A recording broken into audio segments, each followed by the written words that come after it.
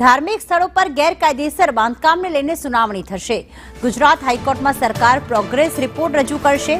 ગેરકાયદેસર બાંધકામ પર હાઈકોર્ટ મહત્વના નિર્દેશ આપી શકે છે। ગઈ મુદતે લેન્ડ ગ્રેબિંગ મુજબ ફરિયાદનો આદેશ હતો। રાજ્યમાં ધાર્મિક સ્થળો પર થયેલા ગેરકાયદે બાંધકામનો મામલો ગુજરાત હાઈકોર્ટમાં થશે સુનાવણી। દિવ્યા અમારી સાથે જોડાઈ ગયા છે। દિવ્યા, ધાર્મિક સ્થળના દબાણ કરવામાં આવી રહ્યા છે, બુલડોઝર ફેરવવામાં આવી રહ્યું છે, એને જ લઈને રિપોર્ટ, શું વિગતો સામે આવી?